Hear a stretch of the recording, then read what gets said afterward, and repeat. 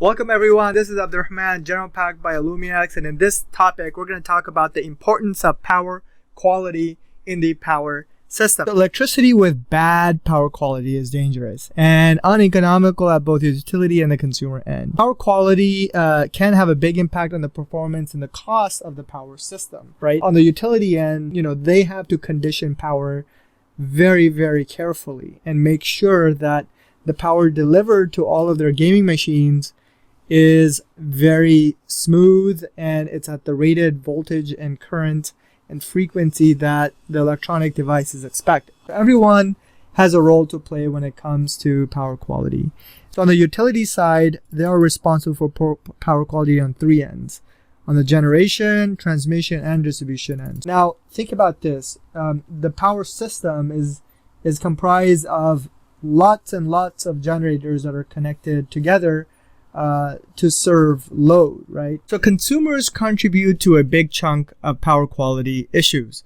So this nonlinear is this key driver for power quality, and that's really important. And then there's equipment sensitivity. Sensitivity of an equipment may cause power quality issues if it is incompatible with the electrical environment due to high sensitivity. So manufacturers have to make sure that their equipment sustains these types of disturbances that might occur on the electrical power systems. Transients can come from either internal or external sources. Transients, although is part of power quality, it is a way to part of describing, poor or good power quality. It's not always the point of emphasis. Reduction in RMS voltage is another factor which is caused by starting of large motors, single line to ground faults, load shifting, or energizing heavy loads. And this also makes sense. If we're in an industrial plant, for example, or even like a compressor at home, or even like a microwave, right? As soon as we turn on that heavy powered, equipment, then sometimes we see like our voltage or our lights kind of dim down and then come back up, right? Such imbalances, voltages may harm or damage the electrical equipment, thus causing poor power quality. So on the utility side, very common to have unbalanced voltage magnitudes, I would say. The angles is relatively 120 degrees, right? Flickers are the continuous variation in voltage. Supplied power causes a rapid fluctuation in load currents, leading to instability of visual sensations, right? It's like a CRT monitor, the old CRT monitor. If you reduce the frequency of the CRT monitor, you can see it flicker. You could see the screen behaving differently. These distortions can be different types like DC offsets, harmonics, and electric noise.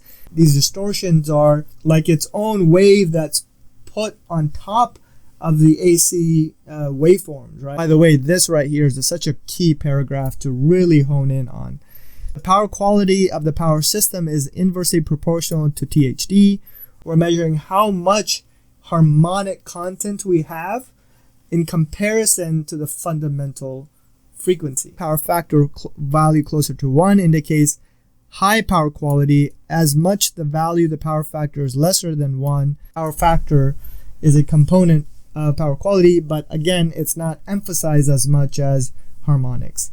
Frequency of the power system deviates from the fundamental value if there is an imbalance between generation and demand. As you know, as soon as we generate electrons, it must be consumed because electrons flow at the speed of light. Now, there are harmful impacts of poor power quality on both the utility side as well as the consumer end, and some of the main effects of poor power quality in the power systems are the following. So the point here is that harmonics and power quality or poor power quality is not good for the system, not good for both the utility side, not good for both as well as the consumer side. And IEEE has a number of different standards. Some of them are specifically related to power quality. Others have chapters or components of power quality within them. There's the NEMA MG1, Motors and Generators Standard for Technical Specification used by manufacturers to achieve power quality. Other than that, deep analysis and monitoring of the power quality is carried out to enhance or maintain the power quality as per the system requirement. There's an input to it, and then there's an output to it. So input is poor power quality. Output is a conditioned, better power quality. So power conditioned devices are used to improve the power quality that is supplied to the equipment and power system. There are a number of devices that act as power conditioning in different ways. Whenever there's a rapid increase in voltage, surge protector detects such increments in magnitudes and limit the voltage levels. Sometimes there are very big devices, very expensive, that are on the power lines on the utility side. Sometimes there are really close to the industrial commercial space near the service entrance of the facility. Quality is to collect, analyze, and use electrical data to improve the power quality and the system performances. If you have like a generator in the presence of poor power quality and you let that go, that's a huge impact on your generation equipment. So at AllumiaX, we aim to provide a high quality power system studies in compliance of a lot of different standards. And we just talked about a number of the standards previously. And of course, we ensure that power systems are safe, reliable, operable, maintained, and well protected and designed. So that's us. If you need a power quality study, reach out. If you need more further support, reach out. If you have questions, reach out. And thank you for joining me in this video blog. This was a very long video blog, but I hope that some of my interpretation and experiences helped with understanding this topic a little bit more, right? It's always, I actually feel like sometimes, when instructors digress and start talking about their experiences or problems that they've encountered, or kind of digress and go into that particular statement, right, that students get a lot more out of it.